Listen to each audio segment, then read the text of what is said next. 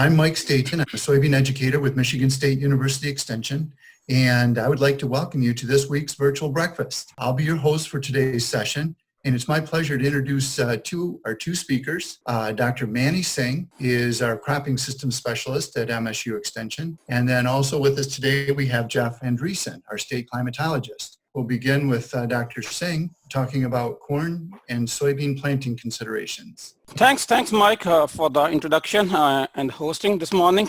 Good morning, everybody who's on the call. So let's begin by talking quickly about how the current spring is looking like. We have had a cool beginning to our spring, as you all are aware. Probably around 7 days behind in terms of our heat accumulation at this point. Some parts of the state have been wet, mostly on the west side, and Jeff will talk more about that. But other parts could use some rain, and we are getting some rain tonight, last night, and through today. So overall, these cool and wet weather conditions has led to a relatively slow start of field activities.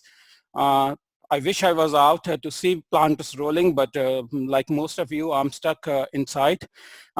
Looked at some USDA numbers from last Sunday. Corn was planted at 3% of the area, about equal to our 5-year average, while soybeans were actually at 4%, higher than pretty much our average of close to nothing at this point. And again, this is as of last Sunday. And I'm sure these numbers have gone up over the last couple of days. But again, this cool and wet weather phenomena that we are seeing is part of a long-term trend, especially this wet weather that's causing variability in our planting window, right? As we have seen in the last couple of years. 2019 was the extreme, but we have seen this before. So we got to be thinking about how we can put our planting season into different categories. And in our research, we are looking into these early season, mid-season, and late season planting times, separating that into that late April to early May for the early season, when we are dealing with those cool and wet soils. But we have a longer growing season in front of us that we can benefit from. And then this late season, starting mid-June onwards, where we are dealing with a short growing season, and we might be dealing with a lack of moisture. So we got to be thinking about that. Do we need to change our management based on when we are able to plant?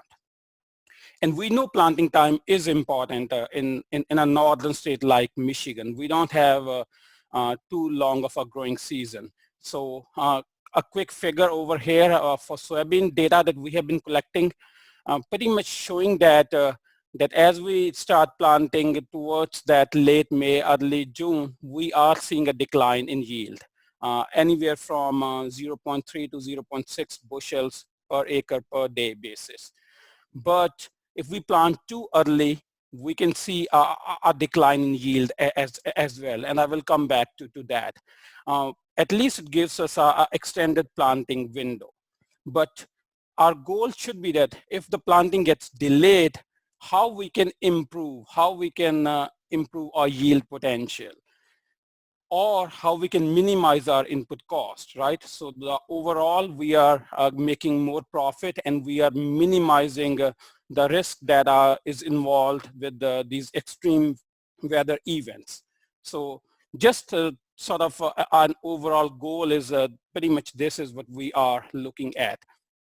In terms of planting, I like the idea of looking at a planting window instead of looking at a calendar-based planting time, and field conditions become an important component of that, right? Soil moisture is a big one that we need to be careful about, making sure that we are avoiding tilling or planting when the soil is wet, or even fertilizer application, right? The so-called old adage of mudding it in. It can lead to various problems in the field, right? Starting with soil compaction, and we had a speaker 2 weeks ago who talked about that. Can also lead to sidewall compaction, as you can see in the picture over here, and can result in this non-ideal seed placement in terms of the poor seed to soil contact or non-ideal planting depth. So we got to be careful about planting at the optimal soil moisture. Soil temperature is the next one, which is important. Generally earlier in the maybe a week earlier or so. If we look at our current soil temperatures in the southern lower, we are getting close to that 50 degrees that we recommend to wait for before start planting, because anything below 50 degrees can result in imbibition, chilling, injury within 12 to 24 hours of soybean planting, or within 48 hours of a corn planting time. But in the northern Michigan as well as in the UP, we still need to be watching for those soil temperatures. And even if we are able to plant in these cool soils, the growing degree day accumulation is pretty minimal at this point, right? So we got to be careful about that at this point as well. Coming back to the planting time, again, I like the idea of looking at a planting window, making sure that we have good soil conditions for planting. As we have seen in our research that when we plant in the marginal soil conditions, it can lead into a yield loss, even in end of April compared to that mid-May planting. And as a lot of people have seen last year, that mid to end May planting can still result in high yield. So we don't need to muddy the seed in for the most part, unless it's 2019, right? In terms of what to plant first, there's a lot of that discussion around whether to go in with corn. First, that used to be the typical mindset, or there's a lot of push now towards early soybean plantings. And we have done some research on early soybean planting and have seen the benefit when we change our management to pair with that early planting. But to me, it again comes down to the ideal field conditions, that if a field is ready to be planted, we got to plant it rather than trying to outcompete corn versus soybean. And equipment availability is another part of that. As we are dealing with this variable planting window, we might need to be thinking about improving our capability to plant more acres in a small amount of time. So we need to be thinking about that aspect as well. Moving on to the second part I wanted to talk about is the maturity selection. Starting with soybeans, where we have done a lot of research in the last 2 years. And what we are seeing is pretty much that, again, the idea of early soybean planting, if we pair that early soybean planting with a longer maturity group, with a late maturing variety, we are able to see a benefit. Otherwise, we do not.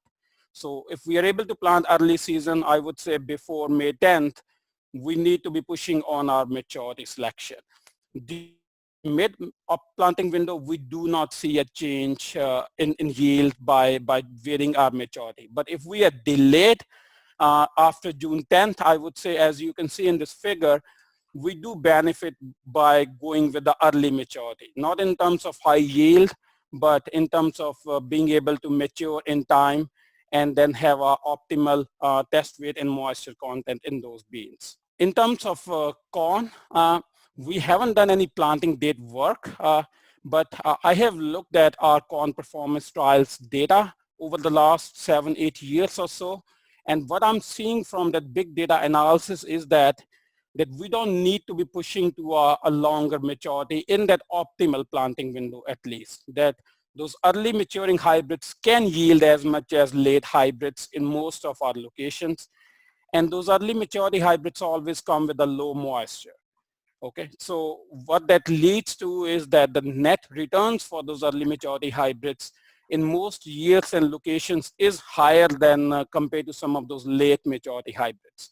So that gives us to be thinking about mixing up our maturities in corn, right? To make sure that we are not pushing on either extreme, unless again, maybe we are able to plant very early in the season, or if we get delayed, when to switch our corn maturity, right? And that's a question that gets asked a lot. We don't have any research on that, but there is this really nice tool called Useful to Usable, U2U. If you Google it, it will show up at the top. And this can be used as a planning tool to plan for those delayed planting conditions. It simply requires you to put your location, the planting date, and your corn maturity in terms of either that maturity rating or the black layer growing degree days, which I would prefer. And it spits out when the crop will reach that black layer compared to the first frost event in your location. So a really good tool that I will highly recommend to be used. The final point I wanted to talk about was is looking at the soybean seeding rates. And we have done, again, a lot of research over the last 2 years. And as you can see in this picture, we are seeing that soybean is able to compensate for a low plant stand by branching out and putting more number of pots on that single plant. So it's amazing what you can get out of a low soybean plant stand, and that does show up in this data that we have collected over the last two years, that comparing that our stand a rate of 130,000 seeds to either a 90 or a 170, we do not see too much separation between our multiple planting dates until we get to that really late planting scenario, I would say after June 10th or 15th. Even early in the growing season, we did not see a benefit of really pushing on the seeding rate. Mid-season is where we definitely saw a potential to reduce our seeding rates. Going beyond below 130 is definitely a possibility. Late in the season is only when we see a benefit of pushing to a high seeding rate. So wherever you are planting, I would recommend, again, cutting that rate down by 10, 15, 20%, throw a strip in there and see how does that compare to what you have been getting otherwise. Seed quality is another important component in terms of soybeans. Planting high quality seed first that has a good seed coat so it does not lead into an imbibition chilling injury. Doing a germination test, maybe if you have a seed that was treated last year, running a germ test is a good idea. In terms of overall seed treatment, in our research, we have seen limited benefit in terms of at least stand improvement, but not resulting into a yield benefit. But yeah, that all again depends on the field conditions and if you have some other pathogen problems in that field, right? In terms of corn, what I'm seeing across the US is the final population is driven by our yield environment. So I have a nice picture over here and it's available on our website as well, that based on our yield environment, let's say we are in that medium yield environment to a high yield environment, final stand of 30 to 34,000 plants per acre is optimal. And we need to account for that 5 to 10% stand loss due to germination or emergence issues. And remember, again, this is the agronomic optimal seeding rate. The economic optimal seeding rate is a couple of thousand plants below that. And we are trying to generate more data for Michigan specific conditions to come up with a better recommendation in future. So to wrap things up, again, optimal planting time is critical. However, we want to make sure that we are not planting in marginal soils because that can reduce yield more than a late planting. And in terms of preferring, I would again say that we need to be planting based on the field conditions, diversify our crop maturities, switch maturity only under late planting, and try to maybe push for a longer maturity under the early planting conditions. A real potential to lower our soybean seeding rate in that optimal planting window. And we have more information at our website, which is agronomy.msu.edu. And if I have some time, I can take a couple of quick questions here. Manny, thank you very much. Excellent material, very timely. And yes, you do have time for a couple of questions. First one comes from Phil, and it's when should you check your soil temperature, in the morning or the afternoon? If we are pushing for early planting, the idea is that we don't want to be plant very early in the morning because that can lead to imbibition chilling injury. So I would say maybe a little bit, we recommend to plant in the afternoon time so that the first 12 hours are optimal. So that is when I would recommend testing that, looking at that soil temperature before you start planting. During that later on, it doesn't really matter. So yeah. Regarding your soybean planting charts, what was the row spacing in your research? So yeah, that's a good question. I did not mention row spacing. All of our work is done in 15-inch row spacing.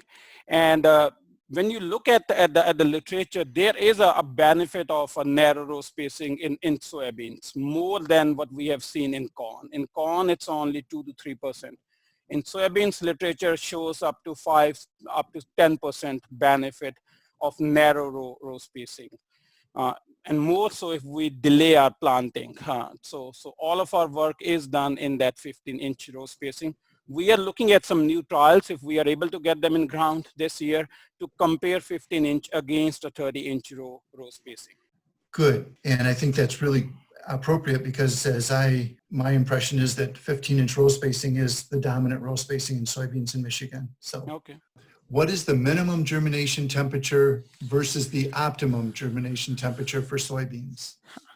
So again, I think it comes back to that the imbibition chilling injury that can happen if we plant into cooler soils, right? 50 degrees is what has been recommended. There is new research coming in that shows that with the new genetics, they probably have better capability to germinate at temperatures below 50, especially if the seed quality is good. If that seed coat is preserved well, that we can go to low into mid 40s for that imbibition chilling injury not to occur. So again, I think we don't want to be pushing too far low, but I think we probably need to be looking at mid to high 40s.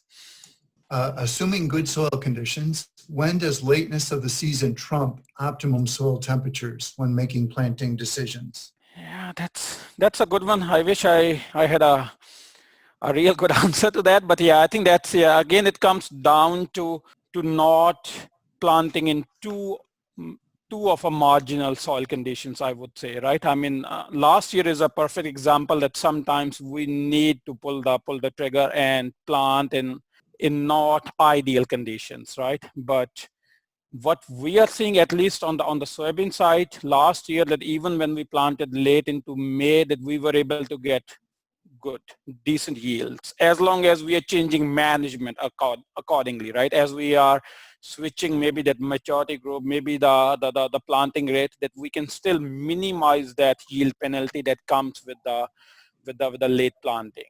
And we also need to keep in mind that if we plant into marginal soil conditions, that leads to those long-term consequences in terms of soil compaction and those kind of things, right? So we need to keep that in mind as well. Another question, Manni, is with this spring's air and soil temperatures, would you expect that early planted soybeans will outperform mid-season planted soybeans? That's a good question. I think it depends how early planting we are talking about, because I think I was told that some folks even planted the first or second week of April. I would say generally in our research from the small plot, and we had some on-farm trials last year as well, that we were seeing some benefit of early planting, not all the time. Again, in some of our small plot research, we did see actually a decline in yield with the early planting because of those, again, marginal soil conditions. So this year, again, I believe as long as we didn't get that imbibition chilling injury, that the first 24 hours were okay, I would expect yields not to drop at least, right? In terms of yield benefit, I think we probably need more data to see which way it goes. But at least if we are planting into decent soil conditions, we should not see a yield penalty, and we are able to extend our planting window by doing that, right? We are not accumulating any growing degree days as you mentioned. So I do not know if we will see a good yield increase. And as Jeff mentioned, probably I think he can comment on this too, that if we are not going to accumulate too many growing degree days in the next couple of days, we might not be able to see much growth, right? We actually, and we will change, I think this weekend we will see some heat accumulation again. It'll be, I think it's next week that we'll cool off again or have limited accumulation. But yeah, this will be a good year again to test, is there, because we're dealing with two different aspects, right? One is we're planting early just to extend our planting window. to deal with that variable planting window, right? So that's the first part. I think that we are able to achieve that at least this year. The second part of benefit of early planting, again, that depends on how early we planted and what we are comparing against, right? If we are comparing against something before mid-May, we might not see too much of an increase. But if we compare against something after mid-May, we might, or we probably should be able to see something. Thank you very much.